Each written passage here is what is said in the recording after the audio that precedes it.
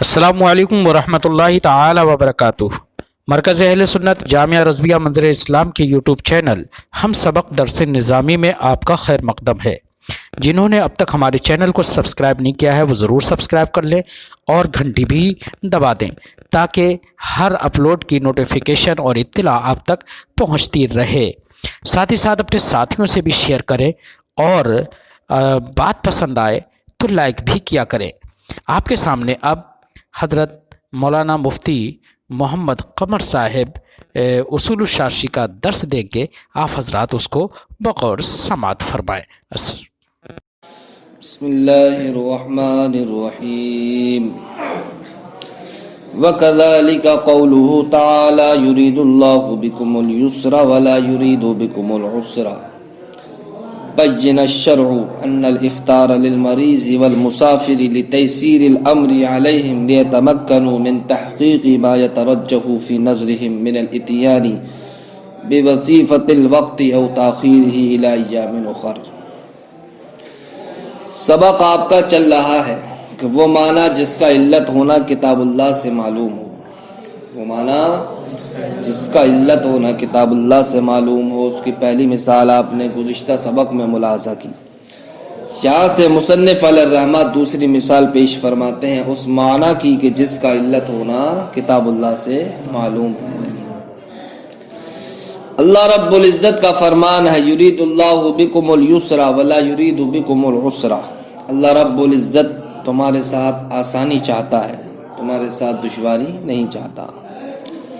اس علت کے پیش نظر اللہ رب العزت نے مریض اور مسافر کے لیے اس پر معاملہ آسان رہے یہ اجازت عطا فرمائی ہے کہ رمضان کے دنوں میں چاہے تو وہ رمضان کے روزے رکھ لے اور چاہے وہ روزے نہ رکھے۔ مریض اور مسافر رمضان کے دنوں میں اللہ رب العزت نے اس پر معاملے کو آسان کرنے کے لیے یہ اختیار دیا ہے، چاہے تو وہ رمضان کے مہینے میں رمضان کے روزے رکھے اور چاہے روزے نہ رکھے بلکہ کیا کرے، افطار کرے، اور دوسرے ایاموں میں رمضان گزر جانے کے بعد دوسرے ایام میں وہ ان روزوں کی کیا کر لے، قضا کر لے۔ کس کو اجازت دی ہے یہ؟ مریض کو یا مسافر کو؟ مریض یا مسافر؟ مسافر مطلقاً نہیں، مسافر شرعی، ایسی مریض سے ہی مراد عام مریض نہیں ہے، ناک بہ رہی ہے مریض ہوگا، ایسا مریض کہ روزہ رکھنے کی بنیاد پر جس کے مرد کے بڑھنے کا یقین ہو، جان پر خطرہ بنا ہے، ایسا مریض۔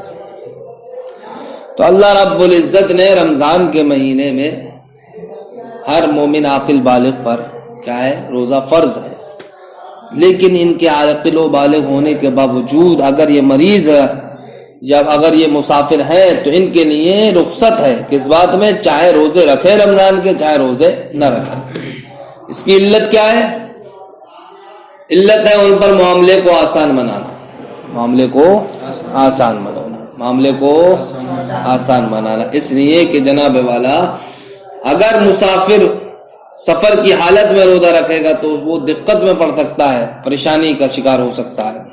حالت سفر میں کیا پتہ کب کیسے راستے میں کون سی پریشانی لاحق آ جائے، کہیں پیاس کی ضرورت ہو، شدت بڑھ جائے اس کی، کہیں بھوک کی ضرورت پڑ جائے، اب اس کا صاحب روزہ ہے، تب ایسی صورت میں دیکھو روزہ اس کے لیے دشواری لے آیا نہیں لے آیا۔ ایسے ہی جناب والا مرض کی بنیاد پر روزہ رکھ لیا، دوائی کھا لی تھی سحری میں، سوچا یہ دوائی انشاءاللہ شام تک فائدہ دے گی، دوپہر تک وہ وقت جب گزرا تو پھر وہ درد شروع، اتنا بگڑ درد شروع کہ درد برداشت نہیں ہو رہا اسے بالکل، سمجھے؟ تو اب ایسی صورت میں دیکھیے روزے کی بنیاد پر اب وہ دوائی کھا پائے گا دن میں؟ نہیں۔ تو اب دیکھو رمضان کے دنوں میں اگر اس کو روزہ ہی رکھنا لازم ہوتا تو یہ مرض اس کے لیے دشواری لا رہا نہیں لا رہا؟ تو اللہ رب العزت نے مریض اور مسافر پر آسانی کے پیش نظر یہ اجازت دے دی، رخصت دے دی، چاہو تو تم روزہ رکھ لو چاہو تو تم روزہ نہ رکھو بلکہ دوسرے رمضان کے ایام گزر جانے کے بعد دوسرے دنوں میں روزہ رکھ لو۔ تو اب ان مسافر اور مریض کے لیے روزہ رکھنے میں بھی آسانی ہے اور روزہ نہ رکھنے میں بھی کیا آسانی ہے؟ روزہ نہ رکھنے میں آسانی میں نے آپ کے سامنے پیش کر دی روزہ رکھنے میں آسانی کیسے ہے؟ روزہ رکھنے میں آسانی اس لیے ہے کہ جناب والا اگر رمضان کے دنوں میں سب کے ساتھ مل کے یہ روزہ رکھ لے گا تو جیسے دوسرے روزے دار ہیں ان کے ذریعے اس کی ہمت بندی رہے گی، یہ بھی روزہ رکھ سکتا ہے۔ لیکن جناب والا رمضان کے ایام گزر جانے کے بعد دوسرے دنوں میں یہ روزہ رکھے گا تو دوسرے لوگ تو پہلے ہی روزے رکھ چکے ہیں، وہ تو کھا رہے ہوں گے اس کے سامنے، اور یہ تنے تنہا صاحب رمضان کا مہینہ گزر جانے کے بعد روزوں میں مبتلا ہے۔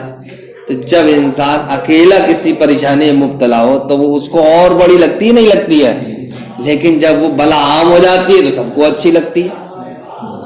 تو اب رمضان کے دنوں میں ہی اگر یہ روزہ رکھ لے گا تو اس کے لیے دیکھو روزہ رکھنے میں بھی آسانی ہے۔ تو اب مریض اور مسافر ایسے ہوئے کہ جن کے لیے روزہ رکھنے میں بھی آسانی اور جن کے لیے روزہ نہ رکھنے میں آسانی، تو اب اللہ رب العزت نے ان کو یہ رخصت دے دی ان پر معاملے کو آسان کرنے کے لیے کہ جو ان کی نظر میں راجح ہو، روزہ رکھنا وقت مقررہ میں تو روزہ رکھ لیں، اور روزہ نہ رکھنا راجح ہو تو روزہ نہ رکھیں۔ علت کیا بنائی جناب والا اس رخصت کی؟ آسانی۔ آسانی قائم ہے، آسانی صاحب بدن کی مصلحت کے پیش نظر، بدن کی مصلحت کے پیش نظر۔ تو مسافر اور مریض کے لیے جناب والا رخصت کی علت کس چیز کو بنایا اللہ رب العزت نے؟ آسانی۔ کس کو بنایا؟ یسر کو، یسر کو علت بنایا۔ تو یسر یہ علت بنی مسافر اور مریض کے لیے، کس وجہ سے؟ بدنی مصلحت کی بنیاد پر، بدنی مصلحت کی بنیاد پر۔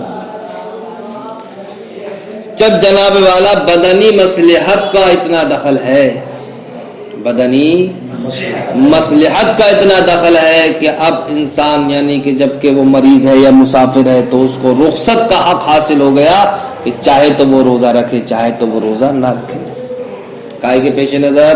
بدنی مصلحت کے پیش۔ اب اگر بات آ جائے جناب والا دینی مصلحت کی، تو دینی مصلحت یہ بدنی مصلحت سے بڑھ کر ہوگی تو آئی نظر میں، یا کم تر ہوگی؟ بڑھ کر ہوگی یا نہیں ہوگی؟ تو جب جناب والا بدنی مصلحت کی بنیاد پر شریعت مطہرہ نے مریض اور مسافر کو رخصت عطا کی ہے تو امام اعظم رحمۃ اللہ تعالی علیہ فرماتے ہیں دینی مصلحت کی بنیاد پر یہ رخصت بدرجہ اولیٰ ثابت ہوگی۔ دینی مصلحت کی بنیاد پر یہ رخصت مسافر اور مریض کے لیے بدرجہ اولیٰ ثابت ہوگی، لہذا امام اعظم رحمۃ اللہ تعالی علیہ اسی علت کے پیش نظر فرماتے ہیں کہ اگر مریض نے یا مسافر نے رمضان کے دنوں میں ہی اگر کسی دوسری واجب کی نیت سے روزہ رکھ لیا تو وہ دوسرا واجب ادا ہو جائے گا، وہ دوسرا واجب ادا ہو جائے گا۔ رمضان کے دنوں میں جب شریعت مطہرہ نے مصلحتی بدن کی مصلحت کے پیش نظر اس کو رخصت دے دی ہے روزہ رکھنے یا نہ رکھنے کی، اب اگر وہ کسی دوسرے واجب کو مثلا اس پر کفارے وغیرہ کا روزہ لازم تھا یا جناب والا نظر کا روزہ لازم تھا، تو جو واجب تھا اس کے ذمے میں اس کو اس نے ان رمضان کے دنوں میں جبکہ وہ مریض ہے یا مسافر ہے شریعت کی جانب سے کیا اجازت ہے افطار کرنے کی اس میں اور روزہ رکھنے کی بھی، تو اس نے دوسرے واجب کو اگر ادا کر لیا تو امام اعظم فرماتے ہیں دوسرا واجب ادا ہو جائے گا۔ کیوں ادا ہوگا؟ علت یہی آسانی۔ اب وہ آسانی کیسے آئی جناب والا؟ وہ آسانی آئی ہے دینی مصلحت کی بنیاد پر، بدنی مصلحت کی بنیاد پر آپ کو جو رخصت حاصل ہوئی تو امام اعظم رحمۃ اللہ تعالی علیہ فرماتے ہیں اگر کسی دوسرے واجب کو انسان رمضان کے دنوں میں ادا کر لے گا تو بدنی اس میں کیا دینی مصلحت ہے؟ وہ دینی مصلحت یہ ہے کہ جو اس کے ذمے میں واجب ہے اگر وہ رمضان کے دنوں میں اس نے ادا کر لیا رخصت ہونے کے باوجود، تب ایسی صورت میں وہ دیکھو واجب کے ذمے سے بری ہو جائے گا نہیں ہو جائے گا؟ واجب کے ذمے سے بری ہو جائے گا۔ تو دیکھو ایک دینی مصلحت ہوئی یا نہیں ہوئی، اور دینی مصلحت بدنی مصلحت کے بمقابل کیا اولیٰ ہوتی ہے، لہذا امام اعظم رحمۃ اللہ تعالی علیہ نے اسی کو علت بناتے ہوئے کس کو؟ معاملے کو آسان بنانے کے لیے یعنی یسر کو علت بناتے ہوئے یہ مسئلہ ارشاد فرما دیا کہ اگر رمضان کے دنوں میں مریض یا مسافر نے کسی دوسرے واجب کی نیت سے روزہ رکھ لیا تو دوسرا واجب ادا ہو جائے گا۔ سمجھ گئے؟ دیکھو وَكَذَلِكَ قَوْلُهُ تعالیٰ، اسی طریقے سے اللہ رب العزت کا فرمان يُرِيدُ اللَّهُ بِكُمُ الْيُسْرَ وَلَا يُرِيدُ بِكُمُ الْعُسْرَ، کہ اللہ رب العزت تمہارے ساتھ آسانی چاہتا ہے اور تمہارے ساتھ دشواری نہیں چاہتا۔ بَيَّنَ الشَّرْعُ أَنَّ الْإِفْطَارَ لِلْمَرِيضِ وَالْمُسَافِرِ لِتَيْسِيرِ الْأَمْرِ عَلَيْهِمْ، شریعت مطہرہ نے اس بات کو بیان کر دیا کہ افطار مریض کے لیے یا مسافر کے لیے یہ معاملے کو ان پر آسان کرنے کے لیے ہے۔ یتمکنوا، تاکہ وہ قادر ہو جائیں، من تحقیق ما یترجح فی نظرہم، اس چیز کو ثابت کرنے پر جو ان کی نظر میں راجح ہو۔ کیا؟ من الاتیان بوظیفۃ الوقت، کہ عبادت مقررہ کو وقت متعینہ میں بجا لانے، او تاخیری الی ایام اخر، یا جناب والا اس عبادت مقررہ کو دوسرے ایام تک مؤخر کرنے میں، ان دونوں صورتوں میں سے جو بھی ان کے نزدیک کیا ہو راجح ہو، وہ اس کو ثابت کرنے پر کیا ہو جائے، قادر ہو جائے۔ وَبِاعْتِبَارِ هَذَا الْمَعْنَى، اسی معنی کا اعتبار کرتے ہوئے، کس معنی کا اعتبار کرتے ہوئے کہ یسر کیا ہے، یہ علت ہے۔ قال ابو حنیفہ، امام اعظم رحمۃ اللہ تعالی علیہ نے فرمایا، المسافر اذا نوى في ایام رمضان، مسافر نے جب رمضان کے دنوں میں نیت کر لی واجباً آخر، کسی دوسرے واجب کی، یقع عن واجب آخر، تو دوسرا واجب وہ ادا ہو جائے گا۔ کیوں؟ لأنه لما ثبت له الترخص، اس لیے کہ جب اس کے لیے رخصت ثابت ہو گئی، بما يرجع الى مصالح بدنی، ان چیزوں کی وجہ سے کہ جو لوٹتی ہیں بدنی مصلحتوں کی جانب، وهو الافطار، وہ کیا ہے جناب والا، افطار ہے۔ فَلِأَنْ يَثْبُتَ لَهُ، تو اب مسافر کے لیے یہ بات بھی ثابت ہو جائے گی، تو مسافر کے لیے رخصت ثابت، فَلِأَنْ يُثْبَتَ لَهُ ذَلِكَ، تو اب مسافر اور مریض دونوں کے لیے رخصت ثابت ہو جائے گی ان چیزوں کی وجہ سے، يَرْجِعُ إِلَى مَصَالِحِ دِينِهِ، کہ جو لوٹتی ہیں دینی مصلحتوں کی جانب، وَهُوَ إِخْرَاجُ النَّفْسِ عَنْ عُہْدَةِ الْوَاجِبِ، وہ کیا ہے جناب والا دینی مصلحت، وہ انسان کا واجب کے ذمے سے نکل جانا ہے، باہر آ جانا ہے، اولا، تو اب اس کو ادا کرنا جناب والا یہ کیا ہوگا، اولا ہوگا۔ یعنی کہ جس علت یسر کی بنیاد پر شریعت مطہرہ نے مریض اور مسافر کے لیے کس کو ثابت کیا ہے، رخصت کو ثابت کیا ہے، ٹھیک، تو وہ رخصت لوٹ رہی ہے بدنی مصلحت کی جانب۔ امام اعظم رحمۃ اللہ تعالی علیہ نے اسی علت یسر پر قیاس کرتے ہوئے یہ مسئلہ ثابت کیا ہے کہ وہ دوسرے واجب کا اگر مریض مسافر رمضان کے دنوں میں روزہ رکھے تو روزہ ادا ہو جائے گا۔ کیوں؟ علت کیا، یسر ہے، اور وہ یسر لوٹ رہا ہے کس کی جانب، ان چیزوں کی جانب کہ جو جو دینی مصلحت سے تعلق رکھتی ہیں۔ تو جب بدنی مصلحت کی بنیاد پر اس کے لیے رخصت ثابت ہے تو دینی مصلحت کی بنیاد پر بدرجہ اولا رخصت ثابت ہوگی۔ وَمِثَالُ الْعِلَّةِ الْمَعْلُومَةِ بِالسُّنَّةِ، یہاں سے مصنف علیہ الرحمہ اس معنی کی مثال پیش فرما رہے ہیں کہ جس کا علت ہونا سنت رسول سے معلوم ہو، جس کا علت ہونا سنت رسول سے معلوم ہو۔ نبی کریم صلی اللہ تعالی علیہ وسلم نے ارشاد فرمایا، لَيْسَ الْوُضُوءُ عَلَى مَنْ نَامَ قَائِمًا أَوْ قَاعِدًا أَوْ رَاكِعًا أَوْ سَاجِدًا، کہ وضو اس شخص پر نہیں ہے جو کھڑے ہو کر کے سوئے یا بیٹھ کر کے سوئے یا رکوع میں سو جائے یا سجدے میں سو جائے۔ وضو کس پر ہے؟ انما الوضوء علی من نام مضطجعا، وضو تو اس پر ہے جناب والا جو کروٹ سے سوئے، جو پہلو کے بل سوئے۔ کیوں؟ اس لیے کہ جب انسان کروٹ پر سوتا ہے تو اس کے جسم کے اعضاء ڈھیلے پڑ جاتے ہیں، جسم کے اعضاء ڈھیلے پڑ جاتے ہیں، ٹھیک، جسم کے اعضاء ڈھیلے پڑ جانے کی بنیاد پر اب اسے خبر نہیں ہوگی کہاں سے کون سی چیز باہر ہو رہی ہے نہیں۔ تو استرخاء مفاصل کو نبی کریم صلی اللہ تعالی علیہ وسلم نے علت قرار دیا ہے وضو کے ٹوٹنے کی۔ اس سے ہم کو پتہ چلا ہر سونا ناقض وضو نہیں ہے، بلکہ وہی سونا ناقض وضو ہے کہ جس میں جسم کے اعضاء ڈھیلے پڑ جائیں، جس میں جسم کے اعضاء ڈھیلے پڑ جائیں۔ کیوں؟ اس لیے کہ اگر ہر سونا ناقض وضو ہوتا تو سرکار حالت نماز میں اگر کوئی انسان کھڑے ہو کر کے سو جائے تو اس سونے کو بھی ناقض وضو قرار دیتے، یا جناب والا بیٹھنے کی حالت میں سو جائے تو اس کو بھی ناقض وضو قرار دیتے، یا جناب والا رکوع یا سجدے کی حالت میں اگر نمازی سو جاتا تو اس کو بھی جناب والا سرکار ناقض وضو قرار دیتے۔ حالانکہ اس نیند کو سرکار نے ناقض وضو قرار نہیں دیا، تو پتہ چلا ہر نیند ناقض وضو نہیں ہے۔ لیکن ایک نیند کو ناقض وضو بھی قرار دیا. وہ کون سی نیند ہے؟ جو پہلو کے بل سوئی، جو پہلو کے بل ہو، یعنی کروٹ لے کر کے اس طریقے پر کہ اس کے جسم کے اعضاء کیا پڑ جائیں، ڈھیلے پڑ جائیں. تو حاصل کلام یہ ہے کہ اس حدیث پاک سے ہم کو یہ پتہ چلا کہ اعضاء کا ڈھیلا پڑ جانا یہ علت ہے کائے کی ناقض وضو کی. تو جہاں جہاں یہ علت پائی جائے گی وہاں وہاں ناقض وضو کا، وہاں وہاں ناقض وضو پایا جائے گا، یعنی کہ وہاں وہاں نقض وضو کا حکم پایا جائے گا. بات سمجھ میں آ رہی ہے؟ تو سرکار نے جناب والا کس چیز کو علت بنایا ہے؟ جسم کے اعضاء کے استرخائے مفاصل کو علت بنایا ہے ناقض وضو کی. استرخائے مفاصل، استرخائے مفاصل کو علت بنایا ہے کس کی؟ ناقض وضو کی. ٹھیک اسی کو علت بنا لیا ہے ہمارے اصحاب نے کہ اگر کوئی انسان کسی چیز پر ٹیک لگا کر کے سویا یا تکیے پر ٹیک لگا کر کے سویا اور تکیہ ایسی چیز پر رکھا ہوا تھا کہ وہ چیز کو ہٹا دیا تو آڑسینہ یہ گر گئے. تو اب اگر انسان اس طریقے پر سویا، کس طریقے پر؟ جیسے کہ آج کل ہمارے یہاں صوفے چل رہے ہیں، سمجھے؟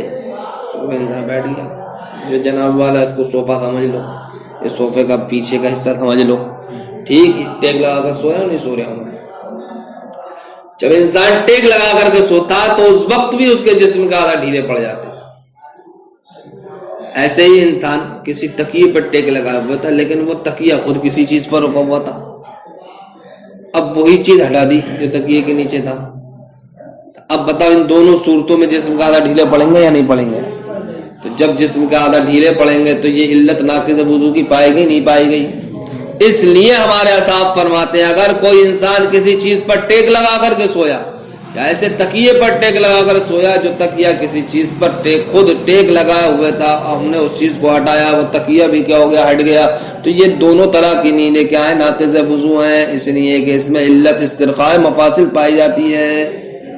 کون سی علت پائی جاتی ہے؟ استرخاء مفاصل. فرماتے ہیں اسی طریقے سے یہ حکم متعدی ہوگا اسی علت کی بنیاد پر. کس کی جانب؟ اس انسان کی نیند کی جانب جس کو بے ہوشی طاری ہو گئی، اس انسان کی نیند کی جانب جس کو نشہ طاری ہو گیا. تو بے ہوشی کی صورت میں بتاؤ کسی کو کوئی خبر رہتی ہے؟ جب خبر ہی نہیں ہے تو اعضاء کی خبر ہوگی، تو اعضاء بھی ڈھیلے پڑیں گے نہیں پڑیں گے؟ ایسی بے ہوشی کی صورت میں بھی اعضاء ڈھیلے پڑیں گے نہیں پڑیں گے؟ جب اعضاء ڈھیلے پڑیں گے تو دیکھو استرخاء مفاصل پائے گا نہیں پائے گا؟ تو استرخاء مفاصل ہی تو ناقض وضو کی علت تھی. لہذا اگر کوئی انسان باوضو تھا، باوضو ہوتے ہوئے اس کو بے ہوشی طاری ہو گئی، کیا ہو گئی؟ تو اب ایسی صورت میں اس پر حکم لگا دیا جائے گا کہ اس کا وضو ٹوٹ گیا، یا جناب والا نشے کی حالت میں آ گیا. تو نشے کی حالت میں آنے کی بنیاد پر یہ بھی استرخاء مفاصل پائے گا، لہذا آپ کہہ دیں گے کہ اس کا وضو ٹوٹ گیا. تو علت جناب والا دیکھو جہاں جہاں یہ پائی جائے گی استرخاء مفاصل وہاں وہاں جناب والا ہم ناقض وضو کا حکم لگا دیں گے. لیکن یہ بتاؤ اس استرخاء مفاصل کا ناقض وضو کی علت بننا کہاں سے پتہ چلا ہمیں؟ سنت رسول سے. دیکھو بھائی وَمِثَالُ الْعِلَّةِ الْمَعْلُومَةِ، اور اس معنی کی مثال کہ جس کا علت ہونا سنت رسول سے معلوم ہو. فی قولی علیہ الصلوۃ والسلام، سرکار کے اس فرمان میں ہے کہ لیس الوضوء علی من نام قائما، وضو نہیں ہے اس انسان پر جو کھڑے ہو کر کے سویا، او قائدن یا بیٹھ کر کے سویا، اور راکعا یا رکوع کی حالت میں سویا، اور ساجدن یا سجدے کی حالت میں سویا. فمل وضوء علی من نام مضطجعا، وضو تو اس پر ہے کہ جو کہ کروٹ پر سویا، پہلو پر سویا. فإنه اذا نام مضطجعا، اس لیے کہ جب انسان پہلو پر سوتا ہے، کروٹ پر سوتا ہے، استرخت مفاصلہ، تو اس کے اعضاء ڈھیلے پڑ جاتے ہیں. جعل استرخاء المفاصل علتا، تو نبی کریم صلی اللہ تعالی علیہ وسلم نے استرخاء مفاصل کو اعضاء کے ڈھیلے پڑ جانے کو علت بنایا ہے کائے کی؟ ناقض وضو کی. فیتعدى الحکم بهذه العلت، لہذا جناب والا اسی علت کی بنیاد پر حکم متعدی ہوگا. الى النوم، اس نیند کی جانب، مستندا، جو نیند کیا ہو ٹیک لگا کر کے ہو، اور متکئا، یا ایسے تکیے پر ٹیک لگا کر کے ہو، الى شیء، جو تکیہ خود کسی چیز پر رکا ہوا ہو. لو ازیل عنہ لسقط، کہ اگر جناب والا اس چیز کو ہٹا دیا جائے تو وہ تکیہ کیا ہو؟ گر جائے. وَكَذَلِكَ اسی طریقے سے يَتَعَدَّى الْحُكْمُ بِهَذِهِ الْعِلَّةِ اسی علت کی بنیاد پر حکم متعدی ہوگا کس کی جانب؟ بے ہوش انسان کی جانب، والسکری اور نشے والے کی جانب. یعنی کہ اگر کوئی انسان باوضو ہوتے ہوئے کیا ہو گیا، اس پر غشی طاری ہو گئی، بے ہوش ہو گیا وہ، یا جناب والا باوضو ہوتے ہوئے نشے کی حالت میں آ گیا، پھر وہ سو گیا، ان دونوں ہی صورتوں میں تو اس کا وہ سونا ناقض وضو قرار پائے گا. کیوں؟ اس لیے کہ اس سونے میں اب کیا پایا جائے گا؟ استرخاء مفاصل پایا جائے گا. وَكَذَلِكَ قَوْلُهُ عَلَيْهِ السَّلَامُ تَوَضِّئِ وَصَلِّ وَإِن قَطَرَ الدَّمُ عَلَى الْحَصِيرِ قَطْرًا فَإِنَّهُ دَمُ عِرْقِ انفجر. ایک اور مثال اس معنی کی کہ جس کا علت ہونا سنت رسول سے معلوم ہو. نبی کریم صلی اللہ تعالی علیہ وسلم نے مستحاضہ عورت کے تعلق سے ارشاد فرمایا توضئ وصلی، وضو کر لے اور نماز پڑھ لے. وضو کرنے کے بعد جناب والا اگرچہ خون کا قطرہ چٹائی پر ٹپکتا رہے، اگر کوئی عورت ایسی ہے کہ جس کو استحاضہ کا خون آ رہا ہے، کائے کا استحاضہ کس کو کہتے ہیں؟ استحاضہ کہتے ہیں جناب والا بیماری کی وجہ سے بھی خون آنے کو، اور 3 دن سے کم اگر حیض میں آ جائے وہ بھی استحاضہ کہلاتا ہے، 10 دن سے زائد اگر آ جائے وہ بھی استحاضہ کہلاتا ہے، نفاس میں 40 دن کے پار چلا جائے وہ بھی استحاضہ کہلاتا ہے. ٹھیک، ان کے علاوہ حیض و نفاس کے علاوہ بیماری کی وجہ سے آئے تو بھی وہ کیا کہلاتا ہے؟ استحاضہ کہلاتا ہے. تو استحاضہ یعنی مستحاضہ عورت تھی، نماز وقت کا ظہر شروع، وہ نماز ظہر کا وقت کیا ہو گیا؟ شروع ہو گیا. مثلا خون اس کو یہ آ ہی رہا تھا، اب کیا کیا جائے گا؟ تو اب سرکار کے اس فرمان کے مطابق توضی، وہ مستحاضہ کیا کر لے؟ وضو کر لے اور نماز پڑھنے کھڑی ہو جائے. تو اب جناب والا سرکار نے جو یہ ارشاد فرمایا، یا ہم یہ کہہ لیں کہ وہ ظہر کے وقت آنے سے پہلے کیا تھی؟ باوضو تھی. کیا تھی؟ باوضو تھی. لیکن جناب والا اب ظہر کا جیسے وقت آیا اس کو یہ خون آ گیا. کیا آ گیا؟ اس کو یہ استحاضہ کا خون آ گیا. تو اب استحاضہ کے خون نے جناب والا اس کے وضو کو توڑ دیا، اس کے وضو کو توڑ دیا. کیوں توڑ دیا صاحب؟ اس لیے کہ یہ رگ کا خون ہے.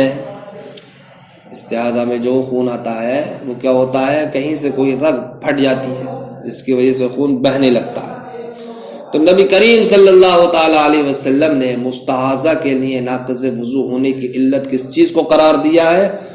رگ سے خون کے بہہ جانے کو، رگ سے خون کے بہہ جانے کو، رگ سے خون کے بہہ جانے کو سرکار نے مستحاضہ کے حق میں نقض وضو کی علت قرار دیا ہے.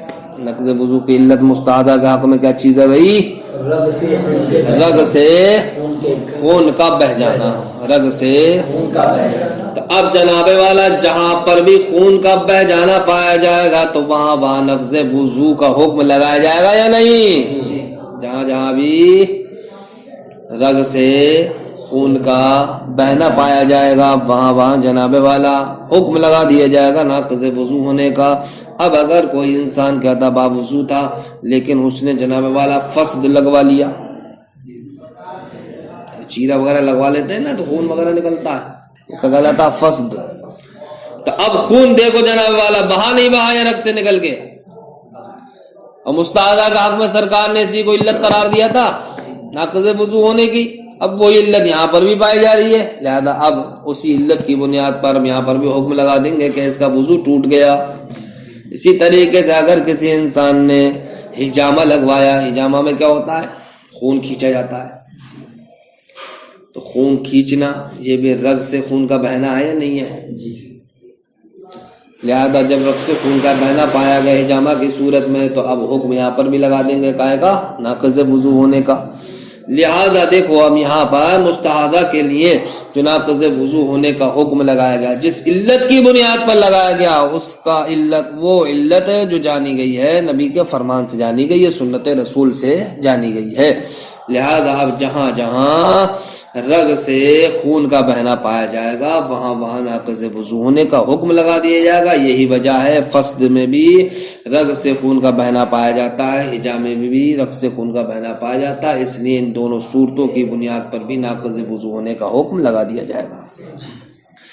وَكَذَلِكَ قَوْلُهُ علیہ السلام, اسی طریقے سے نبی کریم صلی اللہ تعالی علیہ وسلم کا فرمان, توضئی تو وضو کر لے, کس سے؟ مستحاضہ سے, وصلی اور نماز پڑھ لے, وَإِنْ قَطَرَ الدَّمُ عَلَى الْحَصِيرِ قَطْرًا, اگرچہ جناب والا خون کا قطرہ زمین پر چٹائی پر ٹپکتا رہے, فَإِنَّهُ دَمُ عِرْقٍ انْفَجَرَ, اس لیے کہ مستحاضہ کو جو خون آیا ہے وہ رگ کا خون ہے, انفجر جو بہ پڑا, جعل انفجار الدم علتاً, تو سرکار نے خون کے بہنے کو علت بنا دیا ہے, فتعدى الحکم بهذه العلت, لہذا اب نقض وضو کا حکم اسی علت سے کیا ہوگا؟ متعدی ہوگا, یا اسی علت پر متعدی ہوگا. تو اب نقض وضو کا حکم اسی علت کے ذریعے سے متعدی ہوگا الی الفسد والحجامہ, کس کی جانب؟ فسد کی جانب اور حجامہ کی جانب, اس لیے کہ فسد میں بھی کیا ہوتا ہے؟ خون بہتا ہے, اور حجامے میں بھی خون بہتا ہے, اور جہاں جہاں خون کا بہنا پایا جائے گا وہاں وہاں نقض وضو کا حکم لگایا جائے گا, اس لیے کہ سرکار نے خون کے بہنے کو نقض وضو کی علت قرار دیا ہے, اور وہ علت ہمیں کائے سے پتہ چلی؟ سنت رسول سے. السلام علیکم ورحمۃ اللہ.